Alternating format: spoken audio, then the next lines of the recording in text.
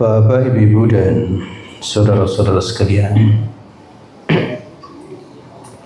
kita barusan dibacakan bagian dari surat Al-Mulk ayat 13 sampai dengan ayat 26. Bagian pertama sudah kita sebutkan dan silakan untuk juga tidak dilepaskan, karena Al-Quran itu selalu kait-mengkait. Ayat-ayatnya adalah menjadi sebuah satu kesatuan. Karena itu kita harus memahaminya secara utuh. Dan kita disyariatkan membaca Al-Quran itu tidak pernah berhenti, terus dari awal hingga akhir, lalu kembali lagi ke awal, beredar seperti itu, seperti peredaran matahari, bulan dan bintang. Seperti juga kita ibadah tawaf, melingkar terus berputar. Dan sholat sendiri juga sebenarnya membentuk putaran itu.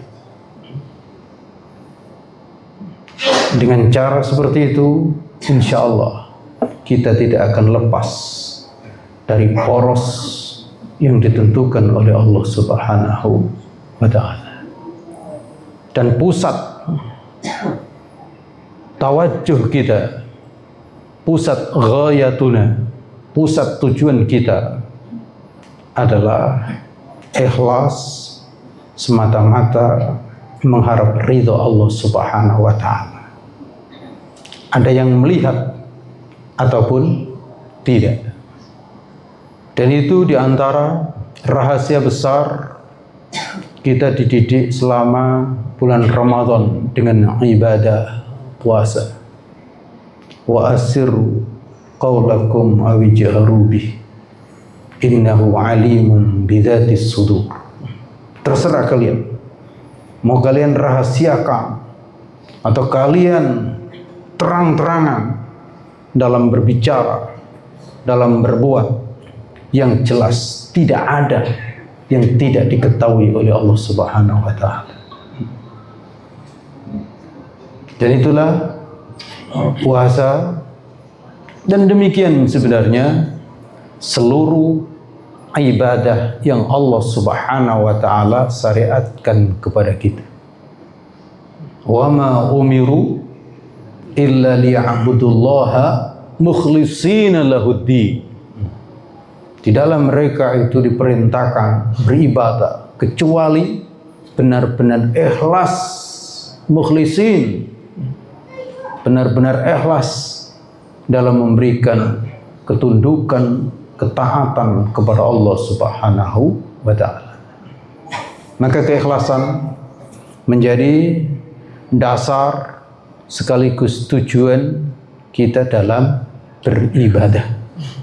Jadi ini pelajaran pertama, ikhlas jangan sampai pernah lepas. Ikhlas itulah yang hendaknya senantiasa mendasari dan menjadikan tujuan terkait dengan segala ibadah, bahkan segala sesuatu yang kita lakukan, kita ucapkan, bahkan yang kita pikirkan, atau yang kita inginkan, atau yang kita rasakan. Dan itulah puncak kenikmatan, insya Allah.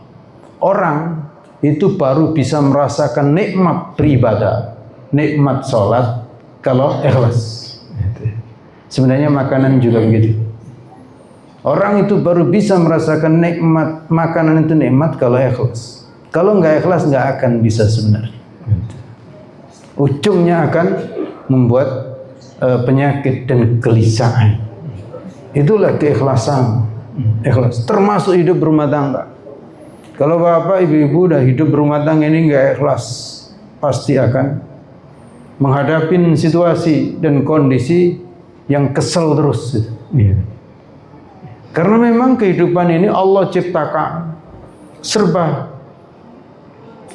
banyak kelebihan, tapi di balik itu pasti ada kekurangan, bahkan kegelisahan dan kelelahan. Satu-satunya yang membuat hati ini ikhlas kalau kita merasakan ridho Allah Subhanahu wa ta'ala. Yang kedua, Bapak, Ibu, dan saudara-saudara sekalian, kita dalam hidup di muka bumi ini diperintahkan, silakan untuk berusaha. Manusia silakan berusaha. Karena Allah gelar dalam kehidupan ini kenikmatan-kenikmatan sedikit, tapi untuk ukuran manusia tidak akan bisa menghitungnya. Sebenarnya sedikit. Yang digelar oleh Allah ini masih sedikit.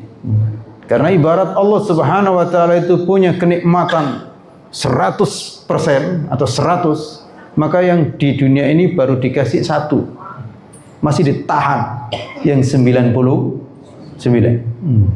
Kapan yang 99? Nanti di surga. Nanti di surga. Tapi yang 1 ini ternyata kalau kita perhatikan ya besar sekali. Dan yang 1 ini Allah gelar terserah. Untuk yang beriman atau yang kafir Allah buka.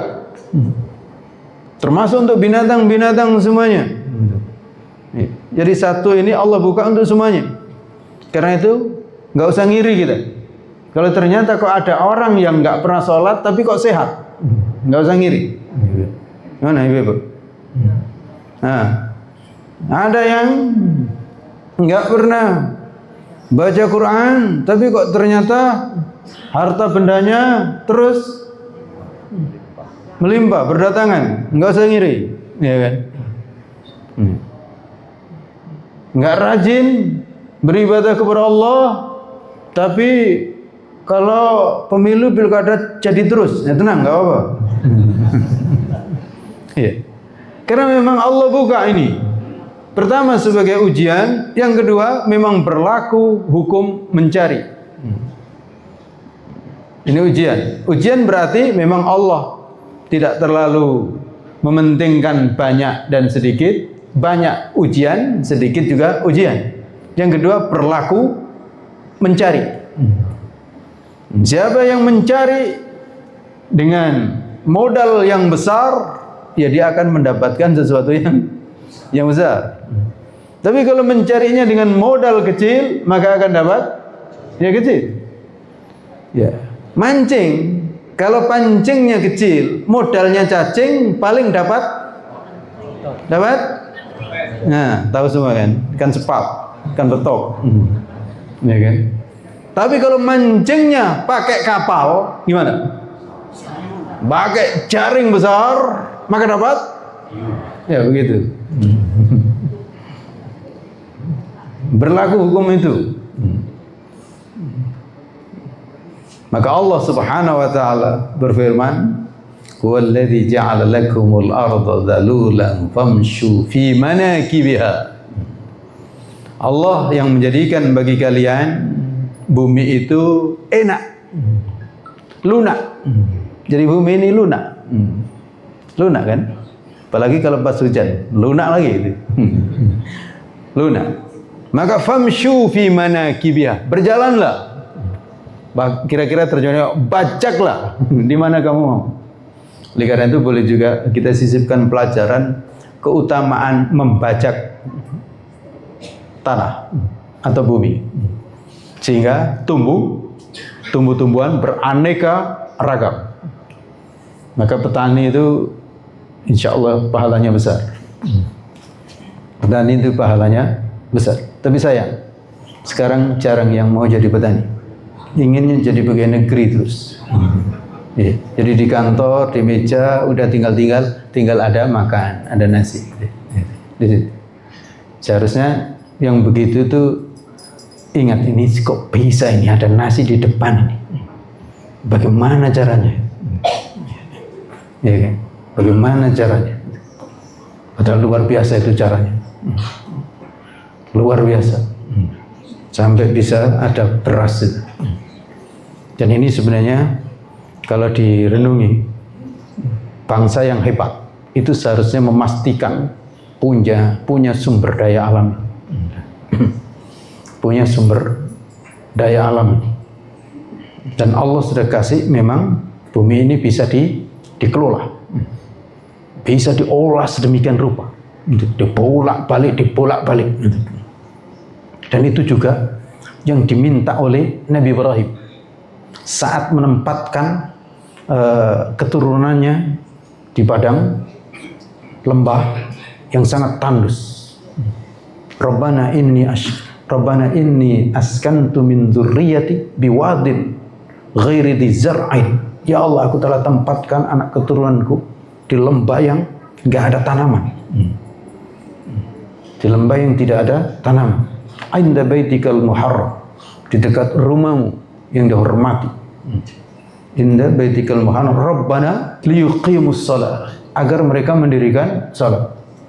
Terus warzuqhum minas samarati, ya Allah, tapi berikan rezeki kepada mereka itu dari buah-buahan. Dari buah-buahan. Nabi Ibrahim minta pokoknya ada buah-buahan. Caranya bagaimana ya terserah Allah. Ya karena kalau nggak ada buah-buahan, sholat lalu nggak ada makan gimana? Ini tenang semuanya itu kan karena tahu nanti setelah sholat ini ada makan kayaknya. Iya Ibu. Nah iya. Coba kalau nggak ada makan gini, nggak akan tenang begini. Iya. Makanya Nabi Ibrahim ngaitkan sholat dengan makanan. Alhamdulillah. Ya termasuk ke Masjidil Haram, haji itu. Kenapa kok tenang? Kenapa kok senang? Karena yakin pokoknya nanti di sana itu ada makan. Ada makan. Padahal orang sebanyak itu. Orang sebanyak itu ya Allah Maha Kuasa. Buktinya ada makanan. Pak Haji kan? Kita nggak percaya kalau ada di sana itu sebenarnya susah cari makan. Nggak percaya gitu. Makanan itu banyak sekali. Kalau kadang-kadang kok nggak ada nasi, iya mungkin. Tapi yang lain banyak sekali. Dan sekarang nasi ya banyak sekali. Luar biasa. Padahal sebanyak itu. Nah kalau sedikit ini ya sedikit ini, ya kan? Harus sedikit. Itu jutaan begitu tuh nggak ada problem antri, nggak ada. Insya Allah nggak ada. Nggak ada problem yang macam-macam. Karena memang demikian. Rezeki dari Allah Subhanahu wa Ta'ala, asal manusia mau berusaha dengan baik. Apalagi nanti. Dan sekarang pemandangan sudah banyak sekali. Kambing-kambing itu luar biasa. Kambing itu kalau kita lihat di sana itu mirip kayak anak sapi. Jarang kita melihat ada kambing itu kuntet kecil sekali. Kambing kacang itu jarang. Nggak tahu juga kita bagaimana kambing di sana kok besar-besar. Makannya itu sedikit. Kalau kita nengok pas betul yang kambing yang sungguhan mereka punya, itu jilat-jilat batu saja. Jilat-jilat batu saja gemuk. Tapi yang sudah dikandangin memang diberi makanan beli pakai potong-potongan kayak roti gitu. Tapi rumput tadi dibuat kayak roti begitu. Itu sudah modern itu memang. Nah, itu di sana itu luar biasa. Iya. Ya itu rezeki memang di sana, rezeki di sana. Oleh karena itu memang antara pertanian dengan peternakan itu luar biasa kalau dikombinasikan, gitu. Dan di situ sebenarnya sumber daya manusia yang dimiliki oleh manusia sebagai bentuk kelezatan dan kenikmatan dari Allah Subhanahu wa Ta'ala. Berikutnya lalu kemudian ada minyak dan seterusnya, itu kan itu bonus saja itu sebenarnya, bonusnya. Yang aslinya itu ya pertanian, peternakan. Karena itu dalam zakat itu yang disebut dan yang populer di dalam kitab itu ya pertanian dan peternakan gitu. Oleh karena itu sekarang yang pegawai negeri itu ngeles juga. Lah saya kan nggak tani, saya kan nggak ternak, kok dipaksa suruh zakat katanya gitu. Tapi saya bilang Nah, kalau petani saja zakat, bagaimana PNS nggak zakat? Itu begitu, logikanya begitu. Tapi masih ada juga yang ngeles gitu ya. Ngeles itu ya gampang, tapi lihat, makanya biasanya yang makmur, yang diberkahi itu adalah yang selalu mengaitkan dengan ibadah kepada Allah Subhanahu wa ta'ala. Tapi yang jelas, silakan manusia untuk berjalan di muka bumi dan cari karunia Allah, cari rezeki Allah. Jadi memang rezeki itu harus dicari. Betul, rezeki itu ditentukan oleh Allah, tapi kita harus mencarinya. Jangan hanya menunggu saja, karena jarang yang menunggu itu. Menunggu itu ya burung yang baru netas itu nunggu apa induknya atau apa, boleh kita sebut bapaknya ya. Itu nyari kemudian dikasih, dia nunggu. Tapi kalau manusia tidak nunggu, cari gitu. Dan itu memang sunatullah dalam kehidupan ini. Tapi jangan lupa, nanti kalian akan dikumpulkan kepada Allah Subhanahu wa ta'ala, wa ilaihin nusyur, dan hanya kepadanya kalian nanti dikumpulkan. Berikutnya, kita mendapatkan pelajaran, jangan merasa aman dalam kehidupan di dunia ini. Maksudnya, Allah Maha Kuasa, dan apa yang ada di muka bumi ini, ada bulan, ada bintang, ada matahari, ada laut, itu semuanya dalam genggaman Allah Subhanahu wa ta'ala. Jangan lupa, kita itu nggak mampu untuk mengendalikan langit, nggak mampu. Kita nggak bisa mengendalikan angin, kita juga nggak bisa mengendalikan matahari. Itu semuanya ada pada Allah. Maka apa artinya? Kalau kita tidak tunduk dan tidak patuh kepada Allah, maka siapa yang akan bisa menghalangin kalau bumi itu dibalik oleh Allah, bumi itu digoncang oleh Allah? Siapa yang bisa menghalangin kalau gunung itu dibuat meledak oleh Allah? Apalagi bintang-bintang yang ada di langit itu. Oleh karena itu jangan merasa aman. Maksudnya jangan sampai manusia itu melepaskan diri dari kepatuhan dan ketundukan kepada Allah Subhanahu wa ta'ala. Silakan semua dicermati bahwa dalam kehidupan di alam semesta ini semua teratur. Itu kan karena tunduk dan patuh kepada Allah. Matahari itu tunduk dan patuh kepada Allah dengan hukum Allah. Allah tetapkan matahari itu beredar, artinya terbit di timur, terbenam di barat. Itu mengikuti garis Allah. Allah sudah berikan garisnya ini gitu. Bulan juga begitu, Allah berikan garisnya ini. Dan karena itu kita bisa menghitungnya. Kita bisa menghitungnya. Besok subuh itu jam berapa, kita bisa menghitungnya. Karena ada garis yang kemudian kita ketahui, ada garis yang dilewati gitu. Dan itu matahari nggak pernah nawar, ya Allah besok itu kayaknya musim durian gitu. Maka izin saya untuk terlambat dikit, nggak ada itu. Jadi matahari nggak pernah minta izin terlambat, bulan juga nggak pernah minta izin terlambat. Maka percayalah, nanti saatnya hilal ya hilal gitu. Tanggal 1 ya tanggal 1 gitu. Karena mengikuti tata aturan Allah Subhanahu wa ta'ala. Dengan demikian kehidupan alam semesta menjadi rapi, menjadi teratur. Nah, kamu manusia kalau tidak seperti itu, tidak ngikutin tata aturan Allah, maka waspada gitu. Akan dikirim oleh Allah Subhanahu wa ta'ala bagaimana bumi itu digoncang dan kamu dibenamkan, atau dikirim oleh Allah angin badai. Siapa yang bisa menghalangin? Nah, di sini maka amintum man fis samai ayyursila alaikum hasiba fasata'lamuna kaifa nadhir. Memang angin itu kelihatan lembut, tapi kita tahu dahsyat. Apa yang nggak bisa diangkut oleh angin?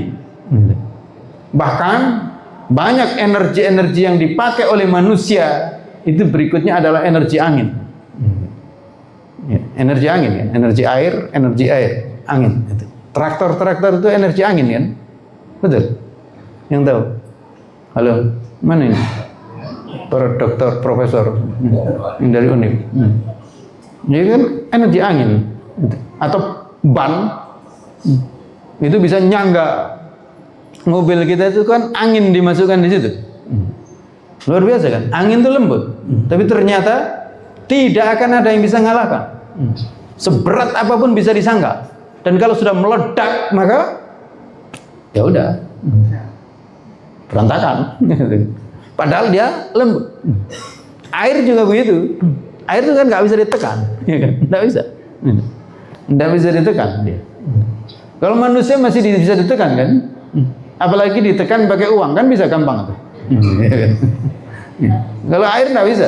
Air nggak bisa ditekan, nggak bisa disuap. Tekan, banjir meluap, nggak bisa ada yang menghalangi. Siapa bisa menghalangi? Siapa bisa menjadikan air satu gelas menjadi setengah gelas? Nggak bisa. Ya, kan? Kalau manusia kan masih bisa kan? Manusia gampang dipres begitu. Apalagi kalau dipres itu tadi pakai uang tadi, ditambah gampang. Nggak boleh kan? Tapi ini ada hasilnya Pak. Oh gitu ya? Oh boleh kalau gitu. Nah coba, gampang sekali kalau manusia.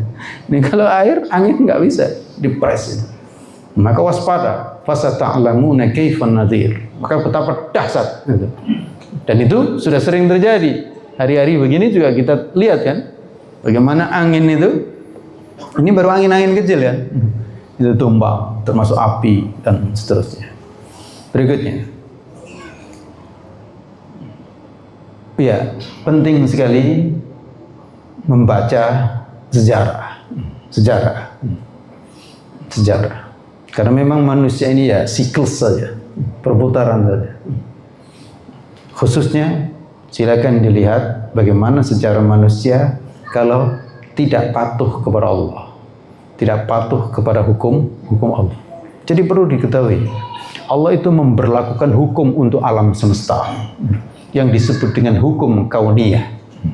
Hukum kauniyah yang orang sering bilang hukum alam. Hukum kauniyah itu hukum Allah. Karena apa? Karena alam nggak bisa buat hukum. Bagaimana kita sebut hukum alam dan itu hanya dari alam? Alam itu nggak bisa buat hukum. Emang matahari bisa buat hukum? Ayam bisa buat hukum? Kan nggak bisa. Tentu hukum itu dari Allah dan itu disebut dengan hukum kauniyah. Yang kedua, Allah kasih khusus manusia. Di samping hukum kauniyah, ada hukum syar'iyyah. Hukum syariah. Hukum syariah itu diantaranya kita diperintahkan sholat. Sholat enggak? Dan kita bisa mau sholat, bisa tidak. Ada lagi hukum-hukum syariah, ya hukum-hukum tatanan dalam kehidupan sosial. Ini riba atau tidak? Ini kalau orang melanggar, apa hukumnya? Ini pakaian manusia bagaimana? Itu kan syariah. Kita berpakaian ini kan mengikuti hukum syar'iyyah. Kalau binatang nggak perlu lagi memang. Binatang kan nggak ada pusing-pusing jahitkan baju, jahitkan ini kan nggak ada. Udah Allah kasih. Allah kasih. Baju ayam ya begitulah, include di situ. Tapi ada yang nggak pakai baju ya nggak ada masalah juga. Kerbau itu nggak pakai baju kan nggak ada masalah. Nggak ada masalah. Tapi kalau manusia, Allah kasih hukum syar'iyyah. Karena manusia ini lahir tanpa berbaju sehelai pun. Nggak ada benang sedikit pun yang ikut. Maka di situ manusia mengikuti hukum syar'iyyah atau tidak. Mau tetap telanjang atau berpakaian. Mau makan yang halal atau yang haram. Ini syar'iyyah, tatanan Allah Subhanahu wa Ta'ala.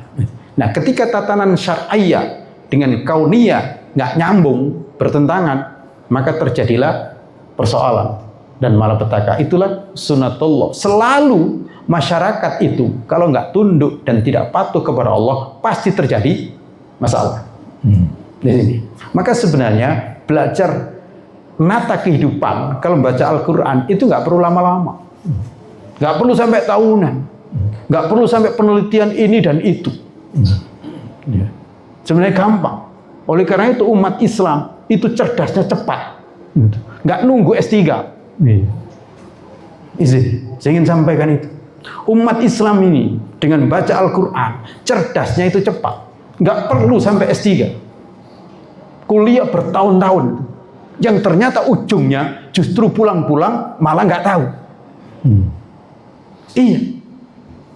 Lah TK sudah hafal rukun iman, sudah hafal rukun Islam, kan sudah cukup itu.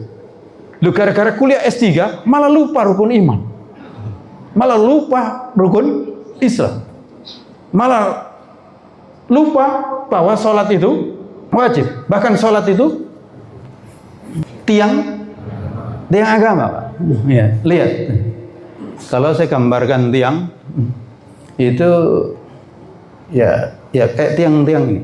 Tapi mungkin Bapak masih mengatakan ya kalau nggak ada tiang satu kan masih aman. Lihat, rukun Islam itu berapa? 5. Agama itu katakanlah ini. Insya Allah ini agama digenggam, gimana? Aman kan? Aman. Digenggam dengan 5 rukun. Haji, andaikan lepas, haji lepas. Karena memang haji ini bisa tidak wajib bagi yang belum mampu kan. Maka nggak apa-apa Mas. Iya kan, haji. Ini kan belum haji juga nggak ada masalah, ya kan? Tapi mudah-mudahan nanti sebentar lagi haji semua. Insya Allah sebentar lagi ya haji itu nggak ada antrian. Insya Allah nggak ada antrian. Saya sudah berulang kali. Tempo hari itu ketika menentukan menteri haji itu, saya bilang nggak usah ada menteri haji. Nanti jadi lahan korupsi lagi. Kecuali kalau menteri haji ini bisa meniadakan antrian. Dan saya bilang, andai kan butuh bantuan, saya siap insya Allah nunjukkan bagaimana haji itu nggak pakai antrian, Pak Haji. Insya Allah. Bila perlu, andai kan kok saya ditunjuk menteri, satu-satunya saya mau itu menteri haji. Biar nggak ada antrian, cukup setahun saja. Setelah itu yang lain lah jadi menteri. Gimana? Iya. Iya, ya, karena untuk apa ngurusin haji orang-orang? Mending saya itu ngurusin anak-anak yang kecil-kecil itu kan, ya, ngaji-ngaji itu aja ya kan.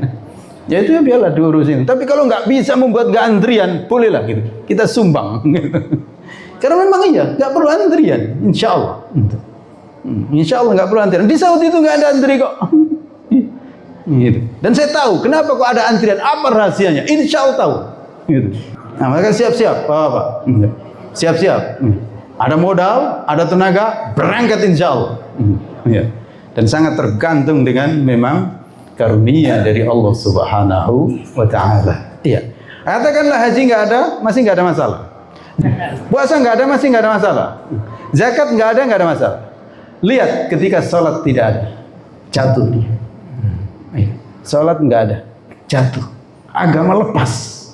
Oleh karena itu waspada. Jangan sampai tidak sholat.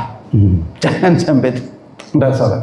Targetkan dalam hidup ini jangan sampai tidak sholat. Apalagi sudah nggak sholat, syahadat lepas lagi, tambah bahaya. Di sini, Bapak, Ibu, dan saudara-saudara sekalian, karena itu kita hidup ini harus memastikan diri tunduk dan patuh kepada Allah. Dan kita ditunjukkan bagaimana alam semesta itu rapi, termasuk burung. Burung itu indah sekali. Kok bisa terbang? Kok bisa terbang? Dari mana? Dari mana? Kok dari sayap? Banyak orang punya sayap juga nggak bisa terbang.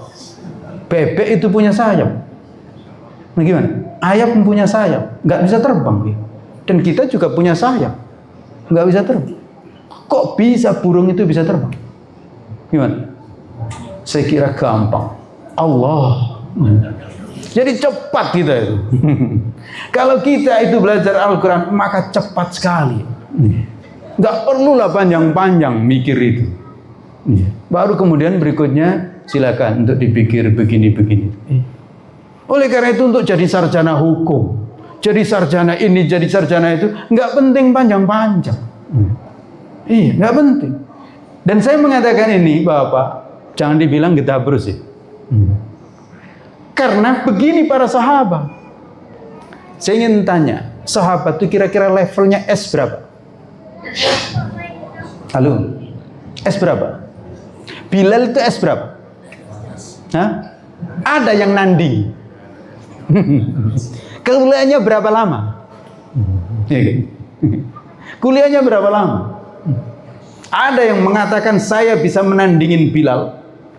Ada. Baik, itu senior.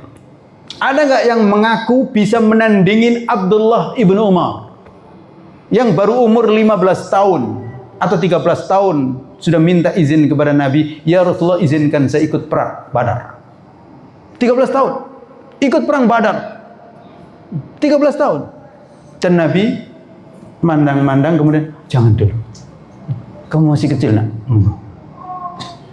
Tahun berikutnya datang lagi kepada Nabi karena dengar-dengar ada perang Uhud. Ya Rasulullah ikut saya. Ditengok-tengok lagi, jangan dulu nak. Baru umur 14 tahun. 14 dari 13. Berikutnya ada perang Khandaq. Datang lagi, coba datang lagi. Ya Rasulullah izin ikut. Umur 15 kan, baru kemudian ya silakan. Tapi waspada, hati-hati anak, masih kecil. Jadi untuk jadi tentara ternyata 13 tahun sudah daftar. Gak lama lagi ya jenderal. Ya kan? Itu mereka dahulu. Kenapa? Cepat belajar Al-Quran. Heran kita sekarang. Sekolah Masya Allah langkah-lamanya. Lama sekali kan sekolah. Dan ternyata ujungnya malah nganggur lagi. Nganggur. Itu nganggur persoalan dunia. Ujungnya lu sholat nggak bisa. Hormat kepada orang tuanya nggak ngerti. Bahkan tentang hukum nggak ngerti. Gitu. Pulang-pulang malah mengatakan sholat nggak wajib. Coba. Gimana orang tua nggak? Nah, gimana? Ibu, bapak. Gimana kalau kita punya anak kita sekolahkan lalu pulang-pulang malah nggak tahu sholat itu wajib atau tidak? Terus mengatakan semua agama sama. Gimana? Ngeri pak. Itu. Ngeri kalau sampai seperti itu. Bahkan membaca Quran nggak bisa juga. Nggak apa sekolah kalau begitu. Nah kalau Al-Quran ngajarin dulu nggak begitu. Itulah para sahabat. Cepat. Abu Hurairah 2 tahun kuliah dengan Nabi Muhammad SAW. Apa yang terjadi? Siapa bisa melampaui Abu Hurairah? Tidak ada. Padahal hanya sekitar 2 tahun. Belajar dengan Nabi Muhammad Sallallahu Alaihi Wasallam. Dan oleh karena itu sedikit saya ingin sampaikan, kenapa kita nggak suka dengan Syiah yang ada di Iran sekarang? Itu salah satu di antaranya. Syiah itu nggak mau dengan Abu Hurairah ini. Nah kalau nggak mau dengan Abu Hurairah, habis hadis kita. Maka waspada. Jangan hidup hanya dukung, nggak ngerti apa yang didukung, dan jangan terpengaruh dengan pula sebagian orang yang itu tadi saya katakan, kuliah tinggi-tinggi, punya gelar banyak, tapi bukan tambah pintar, tapi tambah la haula wala quwata illa billah. Iya kan? Sehingga kemudian datang, saya sudah cek Al-Quran di sana itu sama. Ya memang Al-Qurannya sama, tapi keyakinan mereka bukan. Karena memang sekarang nggak ada selain Al-Quran yang ada ini, jaminan Allah. Tapi dalam keyakinan mereka mengakui nanti Al-Quran yang asli masih sembunyi. Gitu. Nah kalau begitu ya harus ngerti yang belajar. Salah satu di antaranya tadi, ya mereka dengan Abu Hurairah nggak mau. Sementara hadis kita banyak sekali dari Abu Hurairah habis. Gitu. Apalagi dengan Ummu Aisyah dan seterusnya. Tapi artinya sahabat tuh belajar cepat sekali. Cepat sekali. Mengetahui hukum-hukum ini cepat sekali. Burung itu terbang, ya ini kekuasaan Allah. Kenapa? Lu burung itu dari mana kok bisa terbang? Belajarnya kapan? Kursusnya di mana? Gimana? Kok bisa? Burung itu kemudian terbang. Oh nggak pernah kursus. Kita lompat apa tuh? Lompat jauh-jauh pakai kursus kan? Nah ini burung nggak pernah kursus. Lu kok bisa? Terbang. Iya, sayapnya ngatup. Lu kok bisa kanan kiri ngatup? Terus lihat, ada burung yang sayapnya nggak pakai dikatupan, didiamkan begini. Pernah ngeliat? Orang kota nggak pernah ya? Iya, kok bisa dia nggak jatuh dan nggak numbur meja? nggak numbur gedung. Remnya pakai apa dia? Gimana? Luar biasa ya. Remnya pakai apa dia?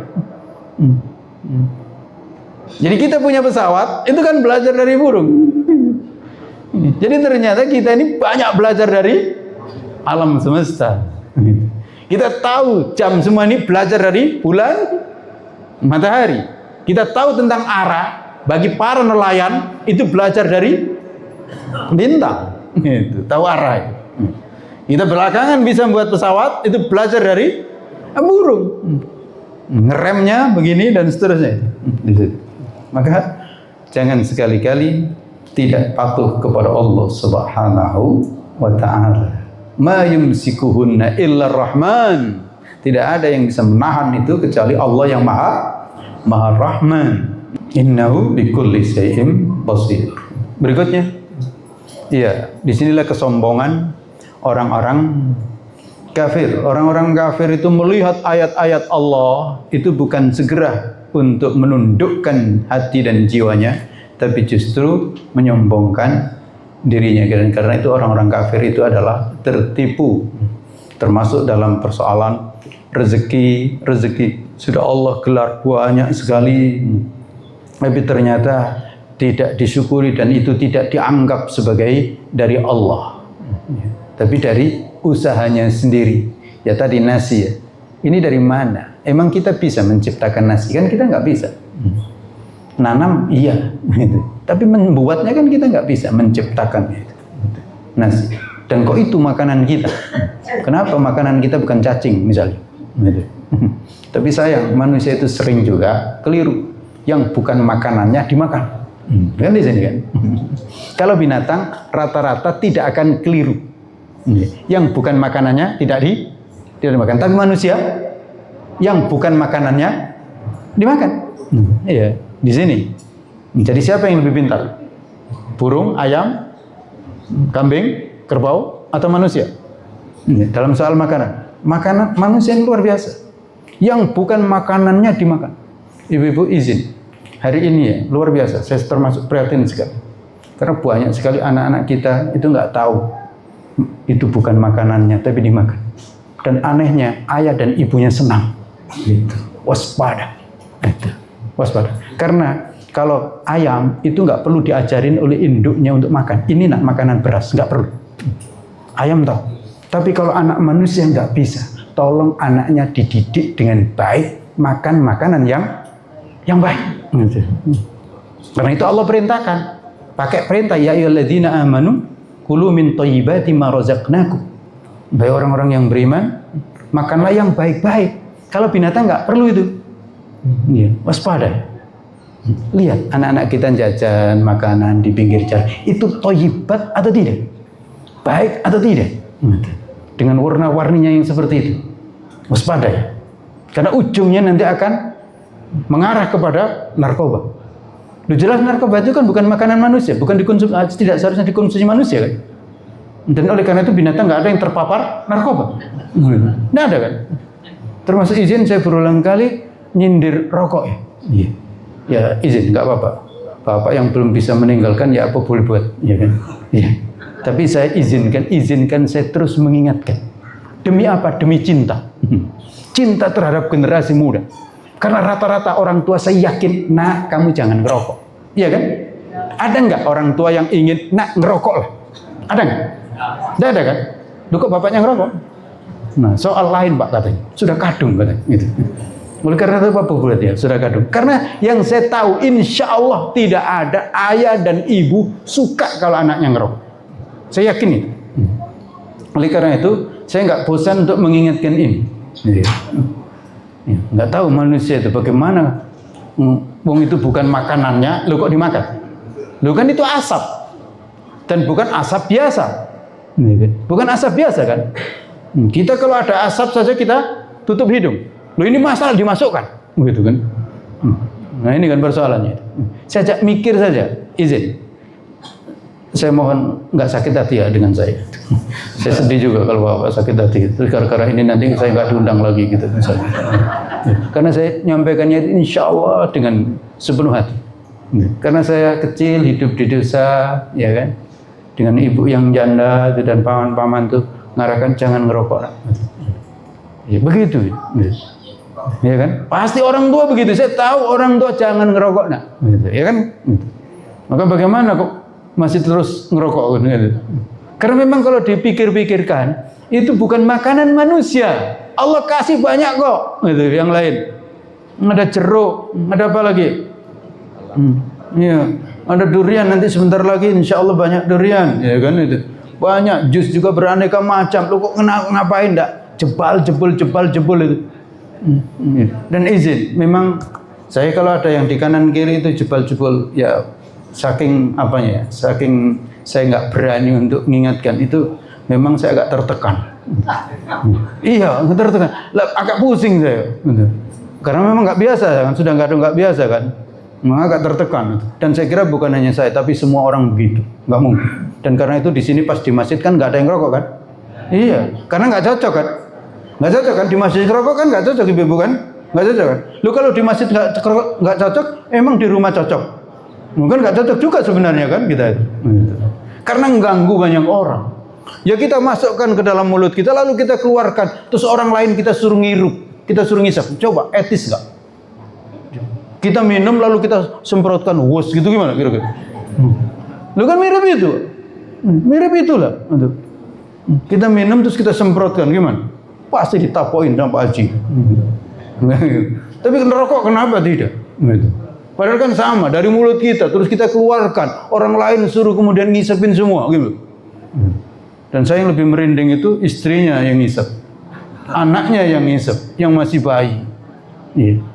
Yang ujung-ujungnya biasanya masya Allah masih kecil, lalu kemudian terkena paru-paru apa, paru-paru basah dan seterusnya. Selidik punya selidik, ternyata datuknya gara-gara merokok.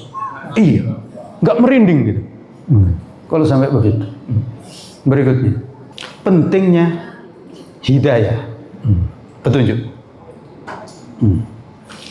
Allah kasih anugerah kita pertama ilmu, pengetahuan.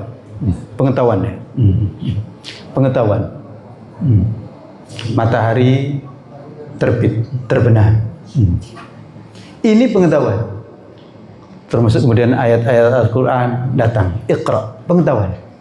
Ini kemudian menjadi petunjuk atau tidak? Halo, menjadi petunjuk atau tidak? Menjadi telunjuk atau petunjuk? Karena ada orang yang tahu, tapi sekedar tahu, tidak sampai menjadi petunjuk. Gitu loh. Tidak sampai menjadi petunjuk. Ini gelas. Ini ada air karena apa? Halo? Pasti nggak tiba-tiba kalau orang tahu. Ini sekedar tahu, kita tahu air ada dalam gelas. Seharusnya meningkatkan pengetahuan kita menjadi petunjuk. Ini air nggak mungkin ada di sini kecuali ada yang memasukkan. Lalu nggak mungkin juga air ini bisa sampai di gelas kalau gelas ini tertutup. Pasti tadinya terbuka. Petunjuk itu. Nah, petunjuk. Kita juga begitu. Nggak mungkin kita dapat ilmu kecuali kita membuka wadah kita, hati kita. Dan kita nggak mungkin, meskipun wadah sudah kita buka, kalau kita tidak membuat orang ngasih kita atau kita menuangkannya. Oleh karena itu tidak ada ceritanya ilmu itu kalau tidak dicari dan tidak dipelajari. Yang kedua berikutnya,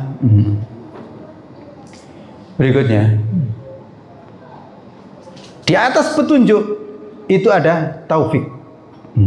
Ada taufik. Taufik itu apa? Taufik itu membuat kita mau memanfaatkan ini dengan sebaik-baiknya. Ini sudah air di gelas. Untuk apa? Diminum. Bismillahirrahmanirrahim. Iya, Bapak belum ada, sabar.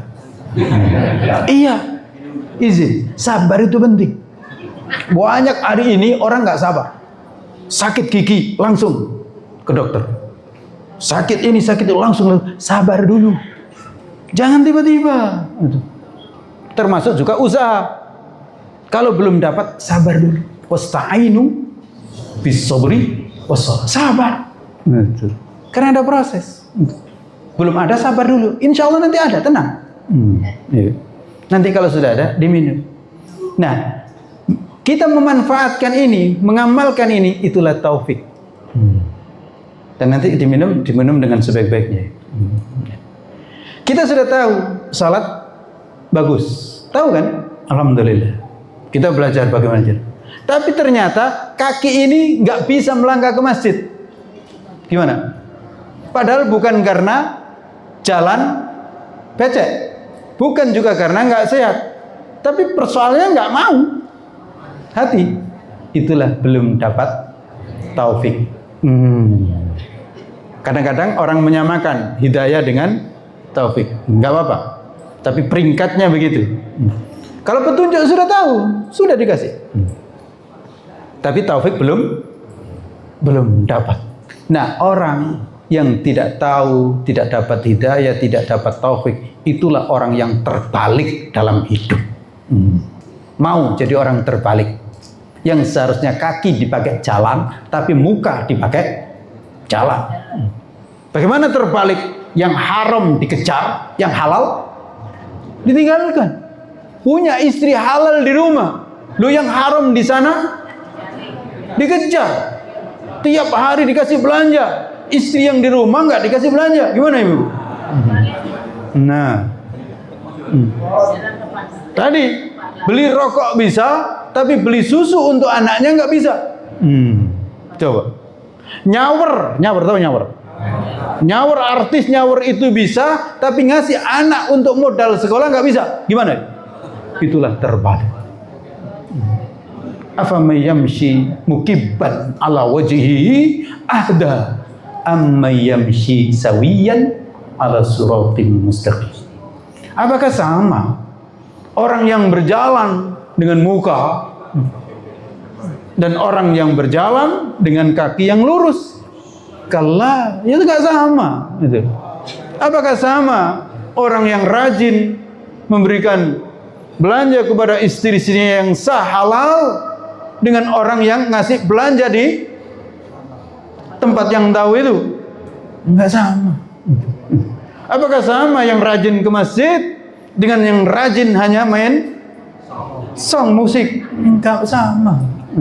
Apakah sama ibu-ibu yang rajin pakai baju yang bagus, nutup aurat, dengan perempuan-perempuan yang pakai baju belum dijahit? Beda. Iya kan? Di situ. Masya Allah, luar biasa. Baru kemudian ya dasar. Ya, maka kemudian kita diingatkan kita itu punya pendengaran, punya mata, punya hati. Kenapa? Sedikit bersyukur. Kuncinya di sini. Kunci makmur itu bukan banyak sedikit kekayaan, tapi siapa yang bersyukurnya banyak, maka dia makmur. Rumusnya di situ. Tidak ada lain. Siapa yang pandai bersyukur, maka makmur.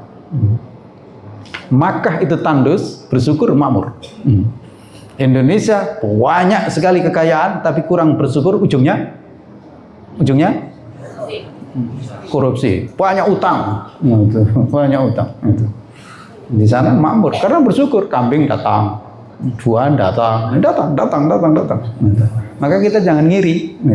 Ini belakangan ada yang ngiri.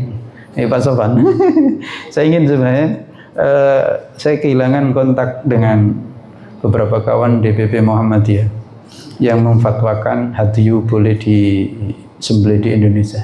Saya ingin mengingatkan, jangan. Ya, Muhammadiyah memfatwakan boleh.